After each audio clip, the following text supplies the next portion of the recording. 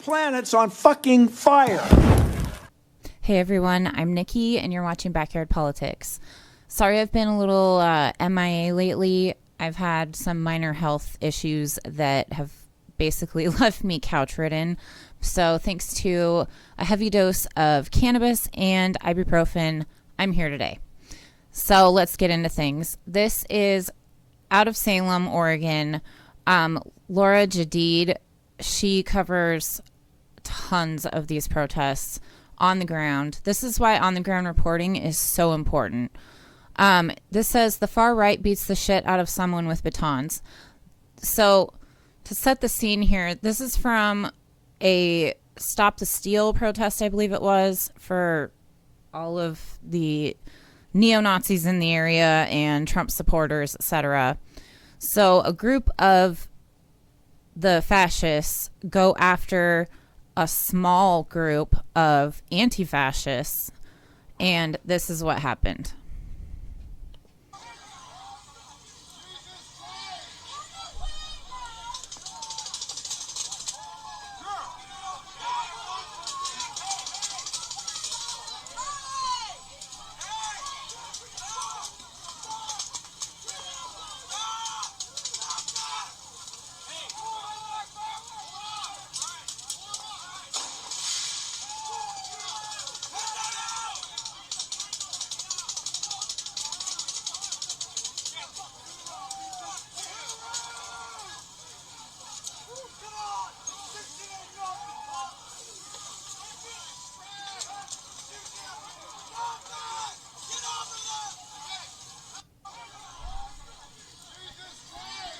So this is from January 6th is when this happened.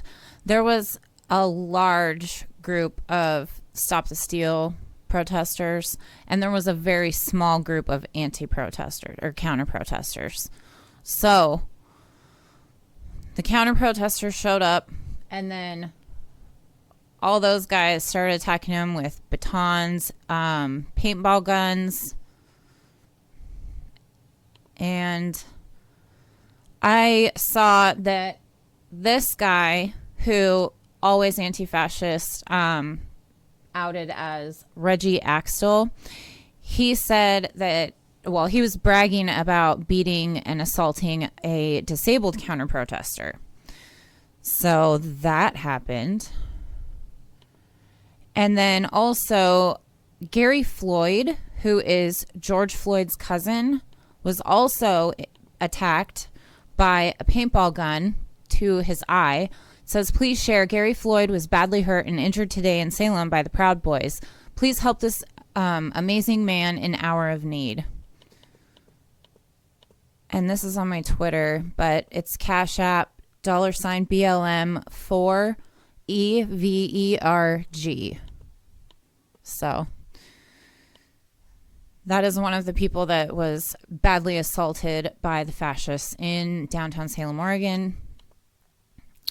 And then this from Willamette Valley Hate Watch, they said, who the fuck is on the right? He is who reportedly assaulted Gary Floyd. So this is who reportedly assaulted Gary Floyd.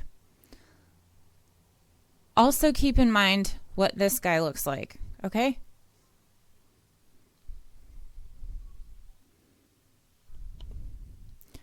Because that is, based on a tip, it does appear from our comparisons that one of the fascists rallying with Proud Boys in Salem this last Wednesday was Kyle Brewster, a former East Side White Pride affiliate who was one of the men convicted of the murder in Mulligetta, Surah in PDX in 1988, so in Portland, Oregon. So we have a convicted murderer attending Stop the Steal rallies and beating the shit out of counter-protesters.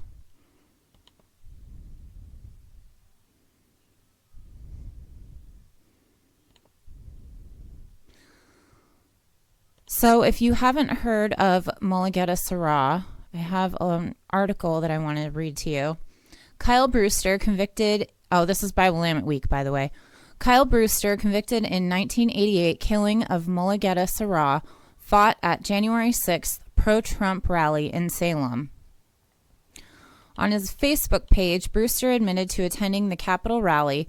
He carried a can of hornet and wasp killing pesticide, which he sprayed at the left-wing crowd during the clash.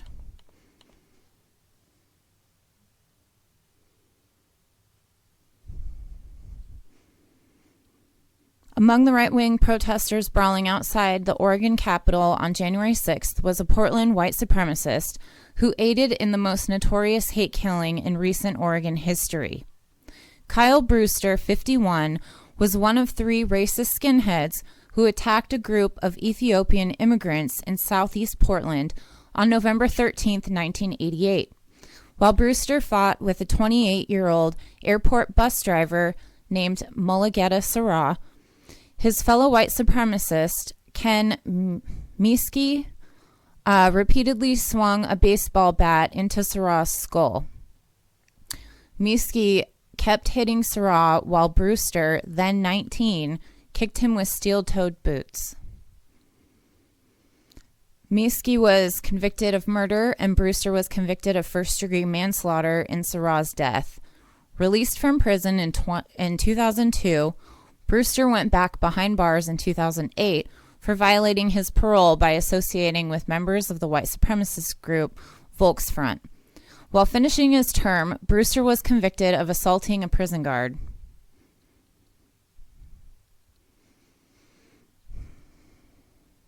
Hang on just one second. Try to close this. Okay. Except for a few social media posts supporting President Donald Trump, Brewster then remained out of sight until the past year. But on January 6th, as Trump loyalists stormed Congress, Brewster joined Proud Boys and other right-wing figures at a rally in Salem. A Willamette Week correspondent says he observed Brewster brawling with leftist counter-protesters in a melee on the Capitol lawn. Brewster was also photographed donning a respirator mask and carrying a can of hornet and wasp killing pesticide, which he sprayed at left-wingers during the clash. That's assault. Amid the fighting, Brewster and at least 3 other right-wing brawlers allegedly tackled a single counter-protester and briefly beat that person. Again, more assault. Brewster emerged from the dog pile with a bleeding head wound. He attempted to pursue the retreating counter-protesters, but was pulled back by several of his pro-Trump cohorts before troopers with the Oregon State Police ran out of the Capitol building to separate the two sides.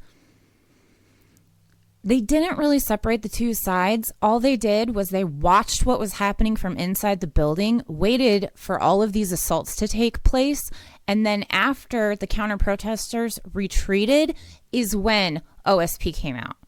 So, side note there. Excuse me. The Portland anti-fascist organization Rose City Antifa first identified Brewster online January 9th, which is this, I believe. Yep. And this is the headwind they were talking about, where he was still trying to attack counter-protesters.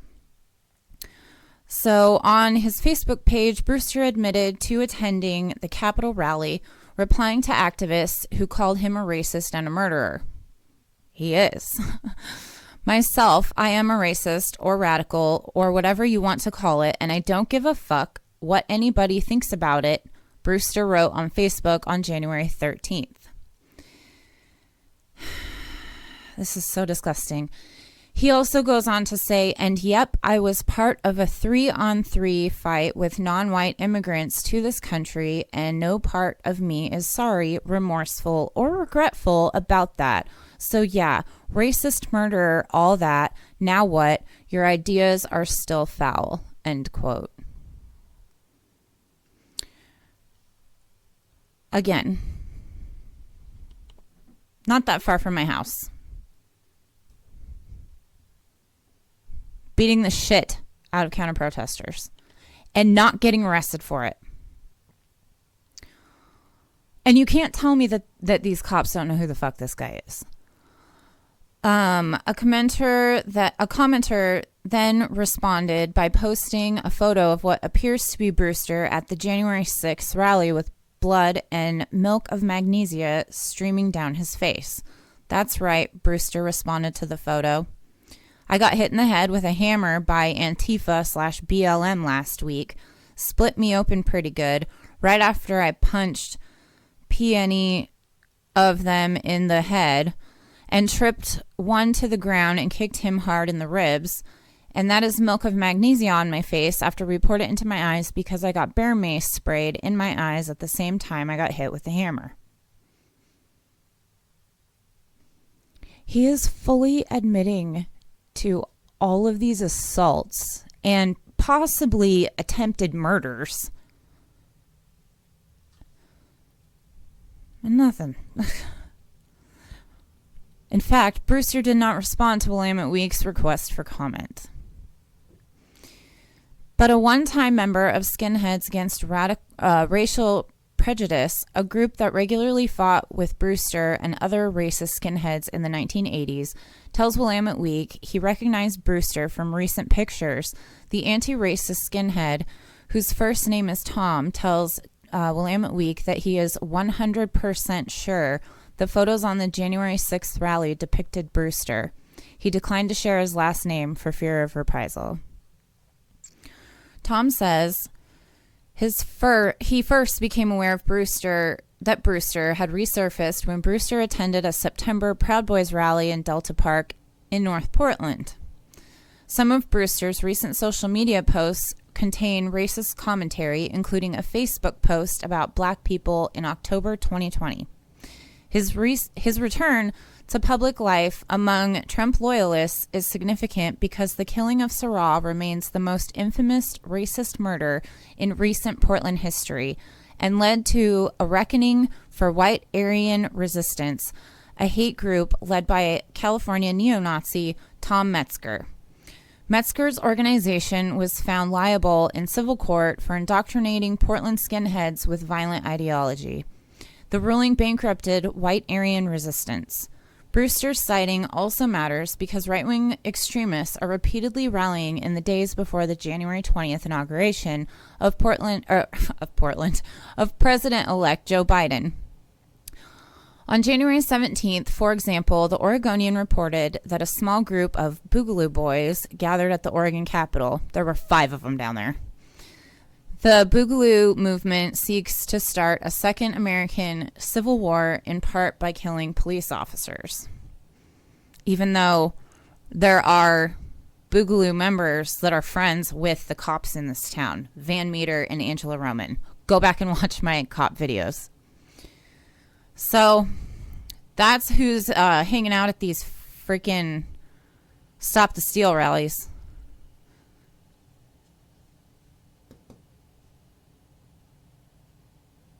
When I was covering undercover, covering one of their rallies, that guy was there for sure. I don't remember his name. I know some of you will leave it in the comment section because you know it. That's fine. I mean, like, totally walking around, assaulting people, admitting to it online, having an article written about it that you know the cops in this area have read. They know who he is. They know what he's doing. And they didn't come out of the building until the counter-protesters retreated and had already been beaten. And at least one of them ended up going to the hospital. And that was Gary Floyd, George Floyd's cousin. It's a small world. I want to show you this video one more time.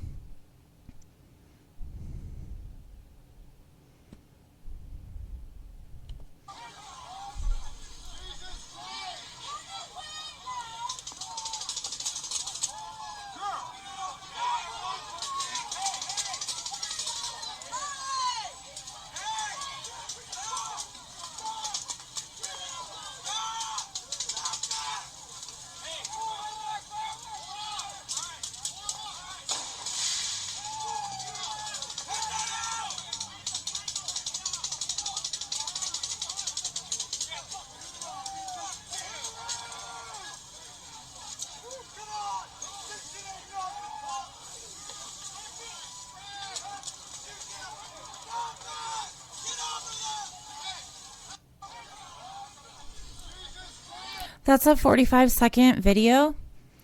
I watched a video that was like just over 2 minutes of this same scene, and guess what?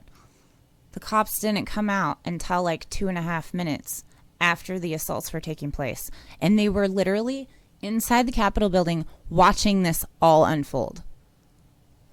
They do that almost every time. I've filmed them hiding in there and like playing hide and seek with us. We call them out to try to get any help or to have a conversation.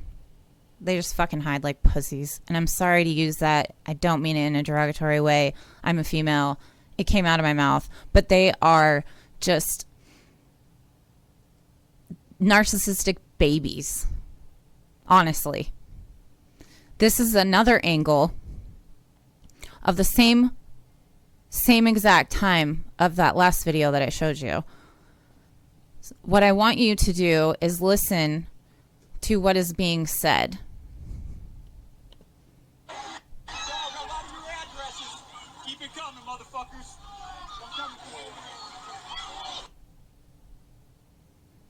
Let me play it again.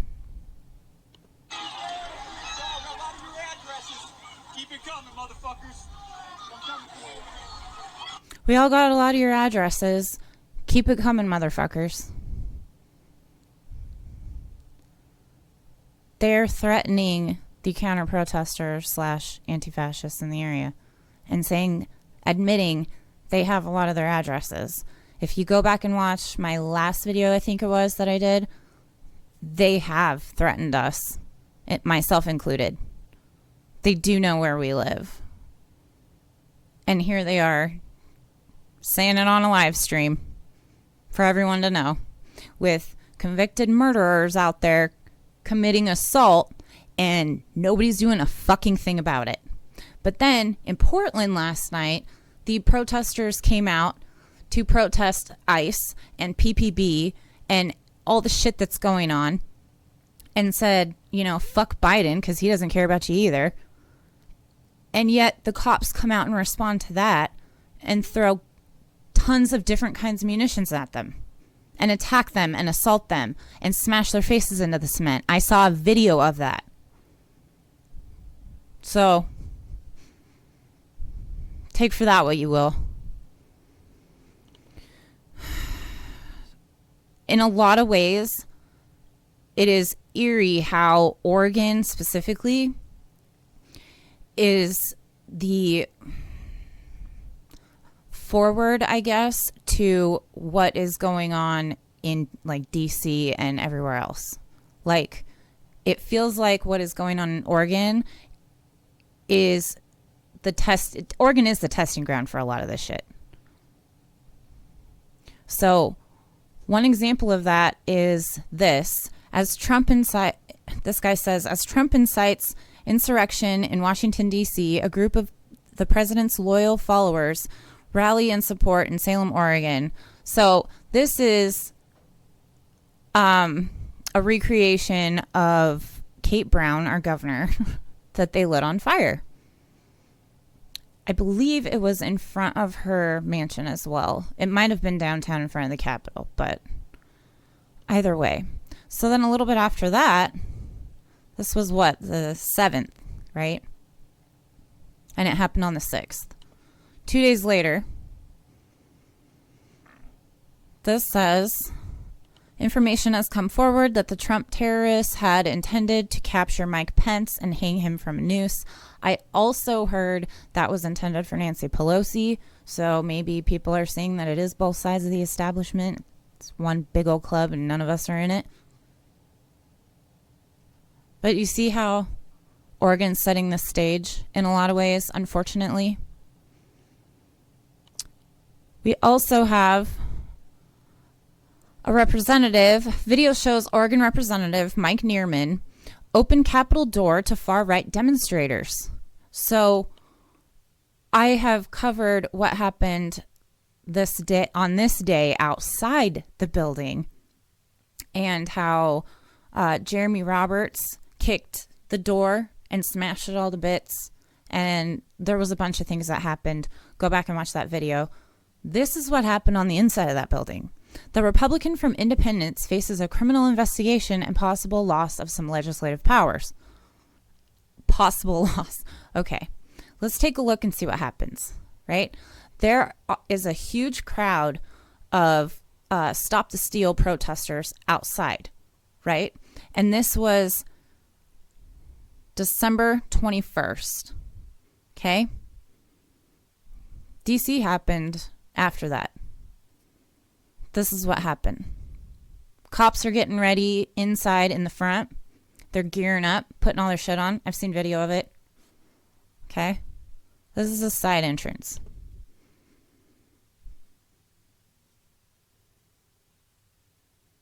There you go.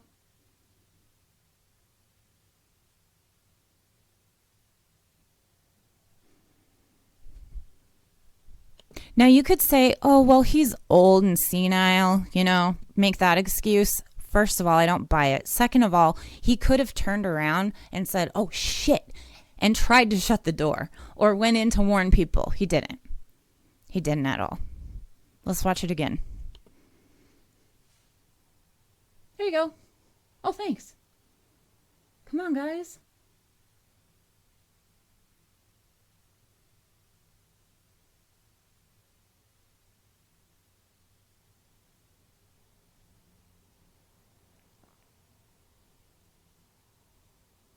Enough time to hang out. Nobody's coming. Gather their people. Start walking inside. Now somebody comes out. And they couldn't get that door shut after that. So this says, shortly before 8:30 a.m. on December 21st, as his fellow lawmakers met upstairs, State Rep Mike Neerman walked casually out of the Oregon Capitol. Video surveillance footage shows Neerman did not break stride as he passed far-right demonstrators gathered immediately outside the door, totally armed. So, I will link to all of these in the description box below, all the articles, so you guys can take a look at them yourselves after this video. But then, this is what happened in D.C. on January 8th.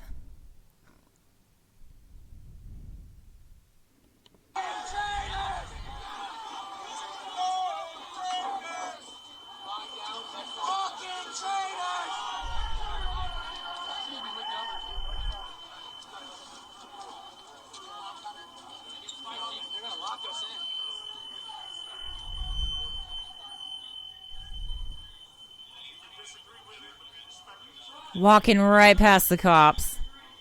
Walking right past the cops. I've showed you guys videos where the cops are taking, or the pictures. Yeah, it was a video of the cops taking selfies with these guys. Some of them are professional actors too. The Trumpers. Watch Whitney Webb's stuff on, oh shit, what's the name of that? I can't think of it. I'll think of it. I'll link to it down in the description box. But go to Whitney Webb, her Twitter. She covers all this stuff. And then, most recently, FBI Portland seeks tips about possible violence across Oregon ahead of Biden inauguration. I am severely disappointed once again with the Statesman Journal, because this says right here, the groups clashed before being separated by police. Did that look like they clashed, or did that look like counter-protesters completely got the shit beat out of them and they were assaulted in plain daylight with cops watching? So the FBI is seeking tips from the public as it works with state and local police to prepare for potential violent activity in the days leading to they wrote to President-elect. Here, let me see if I can move this so you can see it better. President-elect. Once again, good job, Statesman Journal. President-elect Joe Biden's inauguration. Unfortunately, the 6th of January was a major inflection point, said Portland FBI's incoming special agent, Chard blah, blah, blah. Now, FBI officials are working to identify and bring to justice those who participated in the U.S. Capitol insurrection while working with local law enforcement agencies, including Oregon State Police.